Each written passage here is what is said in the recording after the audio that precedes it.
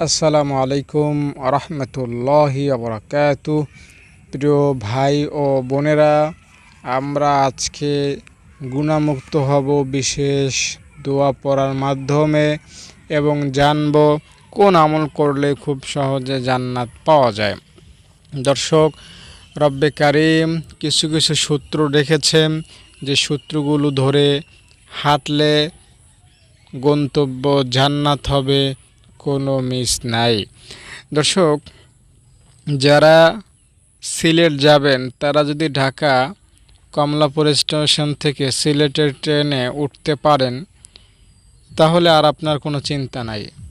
রাত পোহালে আপনি সিলেটে পৌঁছে যাবেন, আপনার কোনো চিন্তা লাগবে না, ঠিক না? মনে করেন যারা বরিশালে আসবেন, ঢাকা থেকে যদি সদরঘাট থেকে লঞ্চে উঠেন, সারা রাত লঞ্চে থাকবেন, আপনার কোনো চিন্তা নাই, সকালে এসে ঠিকই আপনি বরিশাল পৌঁছে যাবেন। তো রব এরকম ট্রেন বা লঞ্চের মতো কিছু বাহন রেখেছেন, যেগুলো আমাদের সাথে রাখলে মরণ, কবর, হাসর, মিজান এগুলো নিয়ে আমাদের কোনো চিন্তা করতে হবে না, গন্তব্য জান্নাত হবে, কোনো সন্দেহ নাই। তো কিছু কিছু আমল এমন আছে যেগুলো আপনাকে নিশ্চয়তা দেয় যে আপনি জান্নাত পাবেন। আপনি যদি করতে ব্যর্থ হন তাহলে তো আপনার ব্যর্থতা এটা। তবে যদি আপনি করতে সফল হন এই আমলগুলো, তো আপনি আমার কাছে যদি আসেন, আমি আপনাকে এই আমলগুলো করার ফলে হাদিস ও কোরআন থেকে আপনি যে জান্নাত পাবেন এর নিশ্চয়তা আমি আপনাকে দিতে পারবো ইনশাআল্লাহ। কেন দিতে পারবো না? নবীজি সাল্লাল্লাহু আলাইহি সাল্লাম এই আমলগুলো করতে বলেছেন, আর বলেছেন এগুলো করলে জান্নাত পাবা। আপনি করলে আপনি জান্নাত পাবেন, আমি করলে আমি পাবো। প্রথম আমলটা হলো আয়াতুল কুরসি। দেখুন, আয়াতুল কুরসি সমান সমান জান্নাত। যারা আয়াতুল কুরসি পড়বে, জান্নাতে যাওয়ার পথে কোনো অন্তরায় থাকবে না। আয়াতুল কুরসি পাঠকারীর গুনাহ মাফ হয়ে যায়। আয়াতুল কুরসি পাঠকারী রবের প্রিয় হয়ে যায়। আয়াতুল কুরসি হলো পবিত্র কোরআনের সবচেয়ে দামি আয়াত, সবচেয়ে পাওয়ারফুল, সবচেয়ে অ্যাকশনওয়ালা আয়াত। এর চাইতে মূল্যবান আয়াত আর কোরআনে নাই। এ কারণে আয়াতুল কুরসি কেউ যদি একবার পড়ে, তো সে কেমন যেন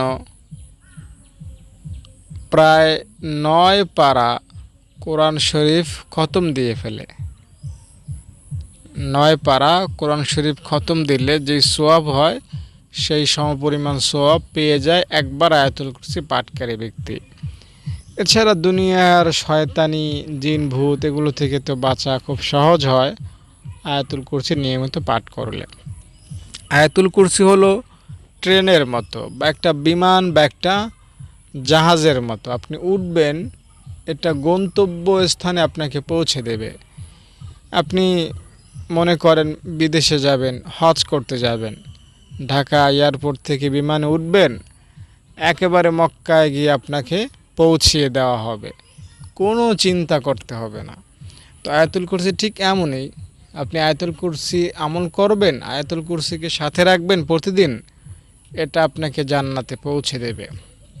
কোনো বাধা, কোনো ভয়, কোনো হুমকি ধমকি কিছু আপনার ধারে কাছে আসবে না। 2 নম্বর একটা আমল বা জান্নাতে যাওয়ার একটা অন্যতম মাধ্যম হলো আল্লাহ তাআলার নামগুলো মুখস্থ করা।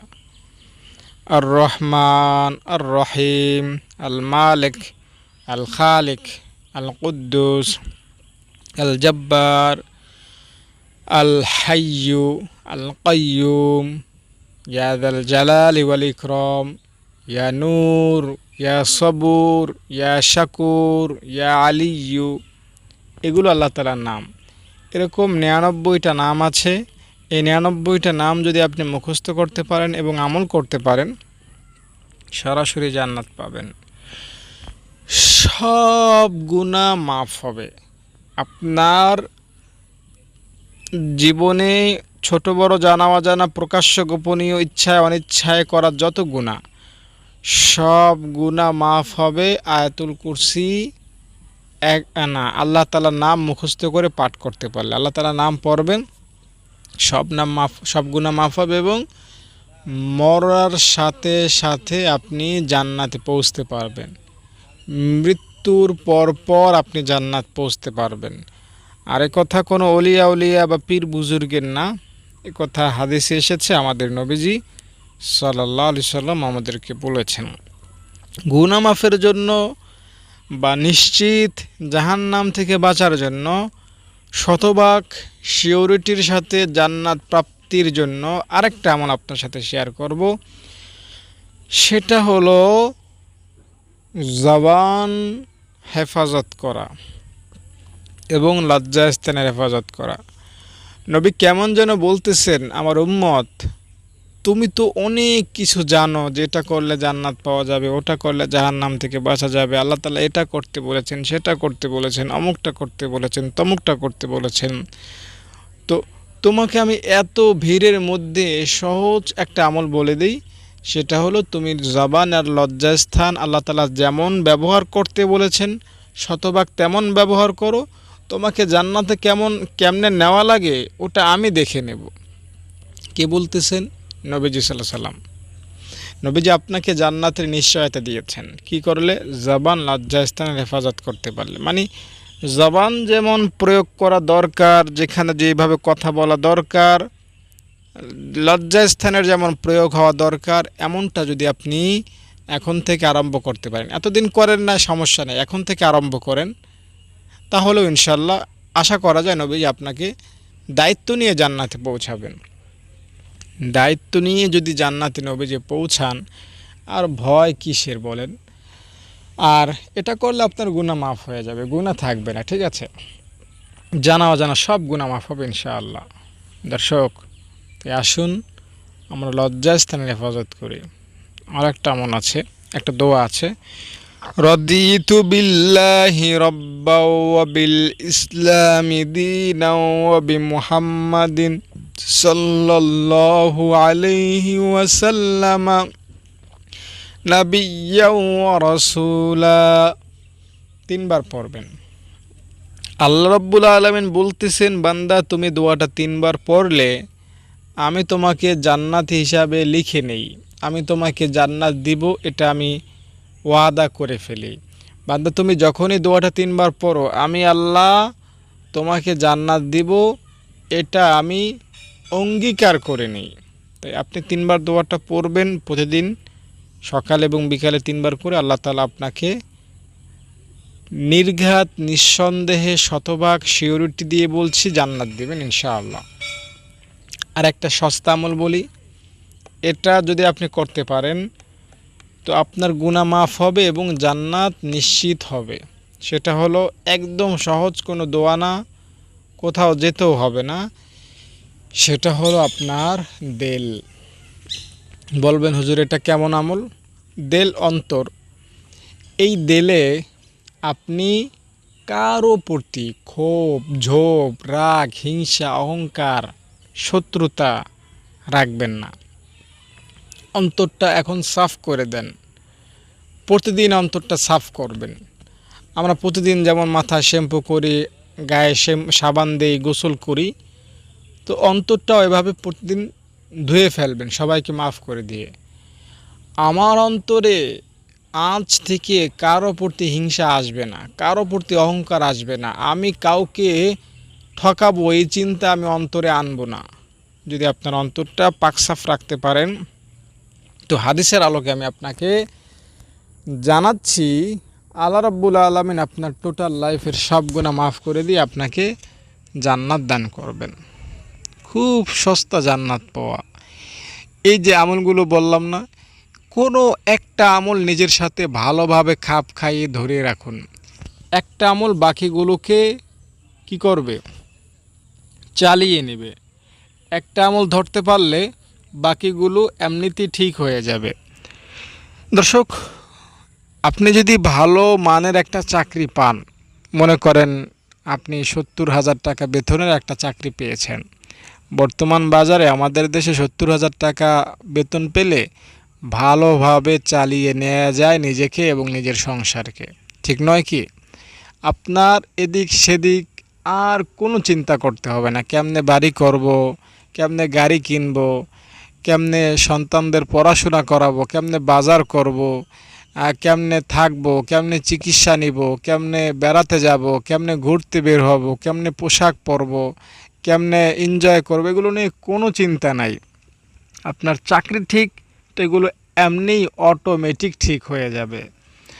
তো আপনি যদি এই আমলগুলোর কোনো একটা ভালোভাবে নিজের মধ্যে আয়ত্তে আনতে পারেন এবং এগুলো কোন একটা আমল ধারাবাহিকভাবে চালিয়ে নিতে পারেন, তো আল্লাহ রাব্বুল আলামিন আপনাকে সকল প্রকার চিন্তা ভাবনা হতাশা পেরেশানি থেকে মুক্ত করে রাখবেন এবং জান্নাত দেবেন দিন শেষে পরকালে আল্লাহ রাব্বুল আলামিন ইনশাআল্লাহ। তাই আপনি একটা আমল ধরুন। দেখুন, একটা আমল আপনার সাথে শেয়ার করি। আমলটি হলো সাইয়্যিদুল ইস্তিগফার। সকালে একবার আর বিকেলে একবার পড়ার কথা বলা হয়েছে, হাদিসে নবীজি বলেছেন। আপনি যদি এই আমলটা কন্টিনিউ করতে পারেন ধারাবাহিকভাবে, তাহলে আপনি যখন মারা যাবেন, যেদিন মারা যাবেন, আপনি সেদিন জান্নাত পাবেন, আপনি জাহান্নাম থেকে বেঁচে যাবেন, আপনার গুনাহ মাফ হয়ে যাবে, রব্বে কারিম আপনাকে ক্ষমা করে দিবেন। সাইয়্যিদুল ইস্তিগফার হলো ওই সিলেটে যাওয়ার একটা ট্রেন বা বরিশালে আসার মতো একটা লঞ্চ বা সৌদি আরবে যাওয়ার জন্য একটা বিমান। ট্রেনে, লঞ্চে, বিমানে উঠলে গন্তব্যস্থলে পৌঁছতে আপনার চিন্তা লাগবে না, এই লঞ্চটা চলে কি চলে না, বা ট্রেনে তেল আছে কি নাই, আচ্ছা বিমানে কি তেল আছে কি নাই, আমাকে কি পৌঁছাতে পারবে কি পারবে না, এই চিন্তা আপনার না, এগুলো কর্তৃপক্ষের চিন্তা। আপনি উঠেছেন, তো এখন কেমনে আপনাকে মক্কায় নেয়া লাগে এটা ওই বিমান কর্তৃপক্ষ চিন্তা করতেছে, আপনার আর চিন্তা লাগবে না। তো আপনি আয়াতুল কুরসি পড়েছেন, তো আপনাকে কেমনে জান্নাত দিতে হবে এটা নিয়ে আপনার কোনো চিন্তা নাই, আল্লাহ তাআলাই ভালো সিদ্ধান্ত নিয়ে নেবেন আপনার জন্য। তাই আপনি একটা আমল ধরুন, রব্বে কারিম আপনাকে ক্ষমা করে জান্নাত দিবেন ইনশাআল্লাহ। উজু শেষ যখন আপনি করবেন, তখন আপনি কালিমায়ে শাহাদাত পড়বেন, আশহাদু আল্লা ইলাহা ইল্লাল্লাহু ওয়া আশহাদু আন্না মুহাম্মাদান আবদুহু ওয়া রাসূলুহু। একবার এই কালিমা শাহাদাতটা পড়ে নেবেন ইনশাআল্লাহ। যখন আপনি হাশরের ময়দানে উঠবেন, আপনার জন্য জান্নাতের 8টা দরজা একটার পর একটা খুলতে থাকবে, একটার পর একটা খুলতে থাকবে, এবং জান্নাতের 8ও দরজা আপনাকে স্বাগত জানাবে, আসুন। আপনার কোনো চিন্তা নাই, আপনার কোনো ভিড় নাই, জ্যাম নাই, আপনি যে কোনো দরজা দিয়ে প্রবেশ করুন জান্নাতে, আপনার সম্মানই থাকবে আলাদা ওই সময়।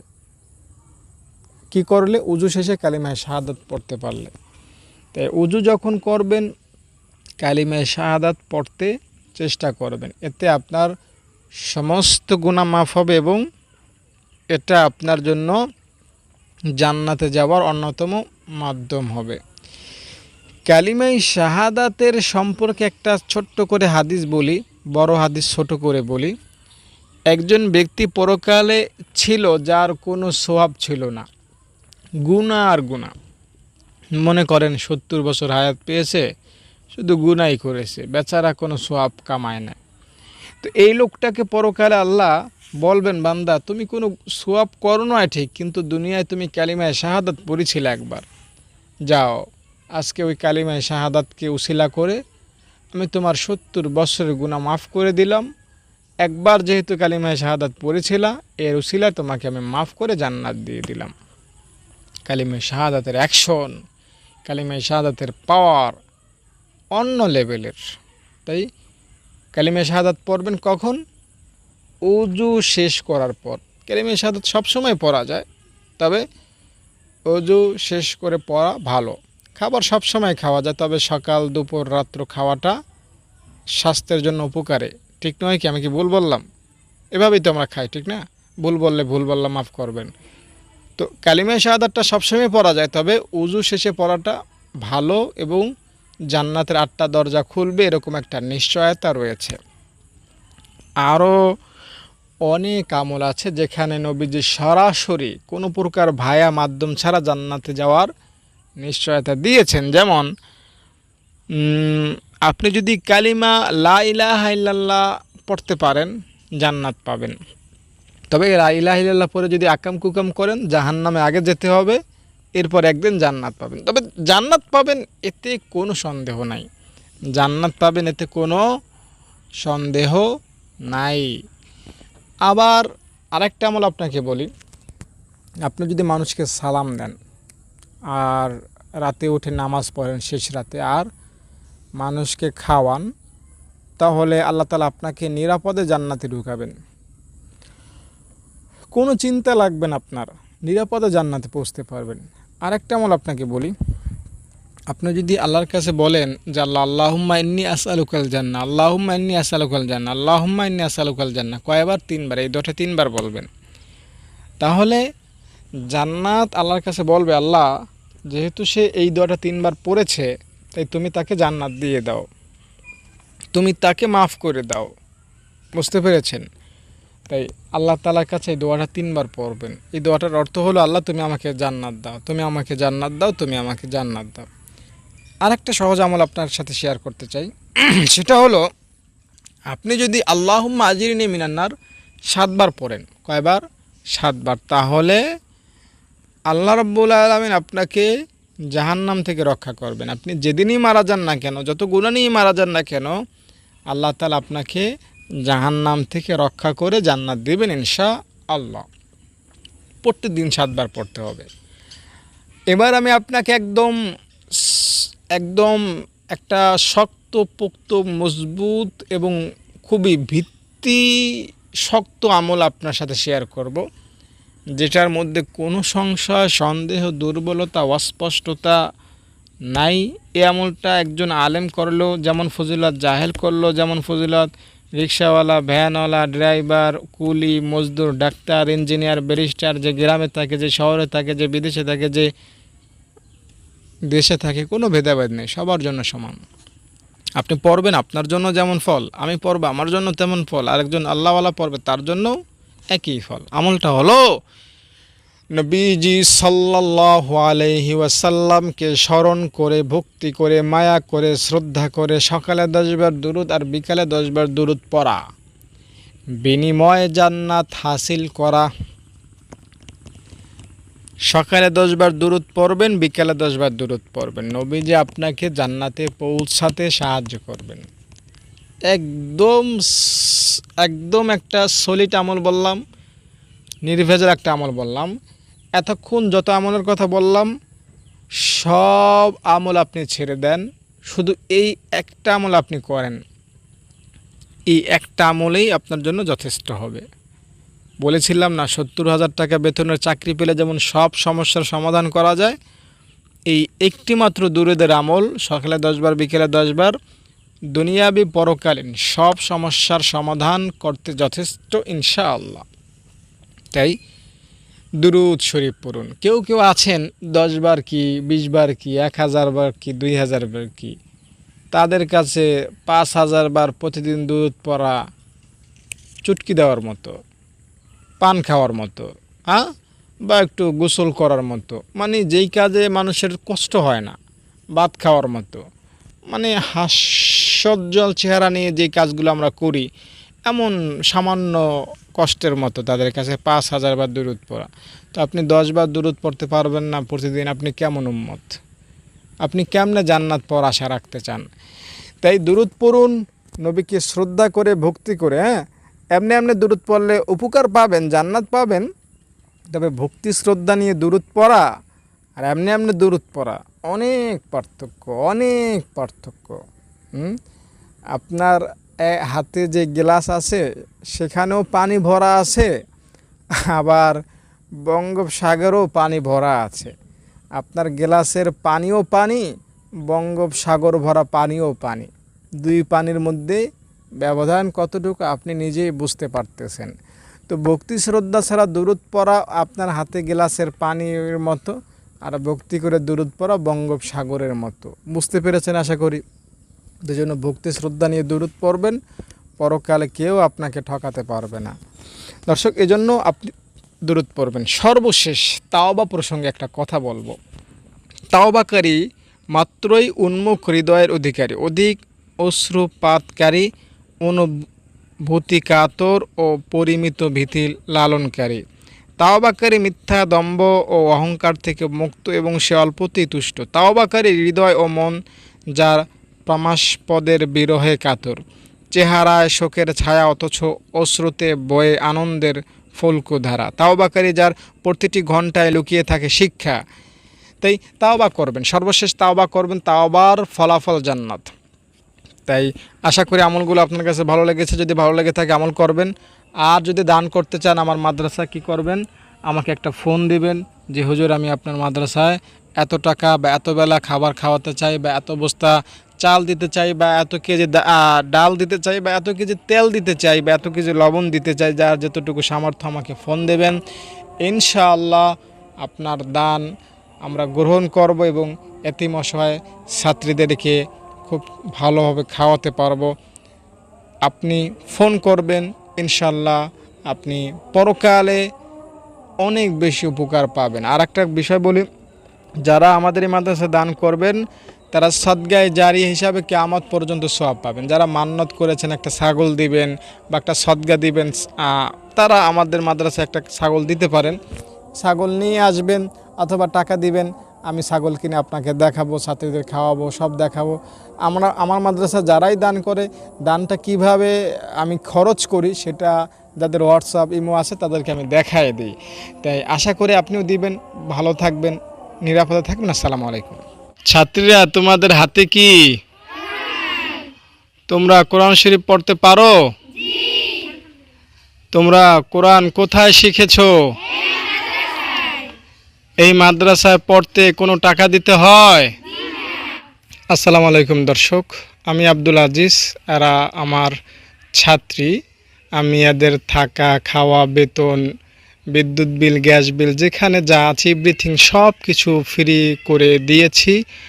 আমার এই মাদ্রাসার লোকেশন হচ্ছে গ্রাম উত্তর চরডাকাতিয়া, পোস্ট পাতারচর, থানা মুলাদি, জেলা বরিশাল। দর্শক, আমি যেখানে দাঁড়িয়ে আছি আমার সামনে নদী, পেছনে নদী, ডানে নদী এবং বামে নদী। আমরা একটা দ্বীপের মধ্যে আছি। এই দ্বীপ থেকে যদি আমি ঢাকায় যেতে চাই তাহলে অবশ্যই লঞ্চ বা ট্রলারের দ্বারস্থ আমাকে হতেই হবে। সরাসরি গাড়ি যোগে কোনোভাবেই ঢাকা যাওয়া সম্ভব নয়। তাহলে বুঝতেই পারছেন দর্শক, এই দ্বীপের অধিকাংশ মানুষ গরিব ও অসহায়। তাই আপনাদের কাছে অনুরোধ, আপনারা আমাদের এই মাদ্রাসার ছাত্রীদের জন্য আপনাদের সাধ্যমতো দান করবেন। তো ছাত্রীরা, তোমাদের জন্য যদি দেশ বিদেশ থেকে কেউ দান করতে চায় তাহলে কিভাবে দান করবে? দর্শক, আমার সাথে যোগাযোগ করার মাধ্যম হলো একটাই, সেটা হলো এখানে দেয়া আছে নাম্বার 013-1730-5156। এছাড়াও স্ক্রিনে আমি আরও কিছু বিকাশ বা নগদ নাম্বার দিয়ে দেব, সেইখানেও আপনারা অনুদান পাঠাতে পারবেন। ইনশাআল্লাহ কিয়ামত পর্যন্ত কবরে শুয়ে শুয়ে সোয়াব পেতে পারবেন। আমি ছাত্রীরা তোমাদের উদ্দেশ্যে আরেকটা কথা বলি, তোমাদের হাতে কি আবার বলো? হ্যাঁ, তোমরা কোরআন ধরে আছো, সবাই সত্য কথা বলবা। আমি এই পর্যন্ত যা যা বললাম সব সত্য বলেছি না মিথ্যা বলেছি? হ্যাঁ দর্শক, এইখানে আমার সব ছাত্রী উপস্থিত এখন নেই, এখানে 20 জনের মতো উপস্থিত আছেন। এছাড়াও আরও অনেক ছাত্রী অনুপস্থিত আছেন। এইখানে যারা আছেন তাদের সম্পূর্ণ ফ্রি, এবং যারা উপস্থিত এখন নেই তারাও ফ্রি, এবং ভবিষ্যতে যারা এই মাদ্রাসায় আসবে তাদেরও ফ্রির ব্যবস্থা আমি করে দেব ইনশাআল্লাহ। তো এই ছিল আমার আপনাদের প্রতি এই মাদ্রাসা ও ছাত্রীদের পক্ষ থেকে একটা অনুরোধ। এখন আমার ছাত্রীরা আপনাদের উদ্দেশ্যে কিছু বলবে।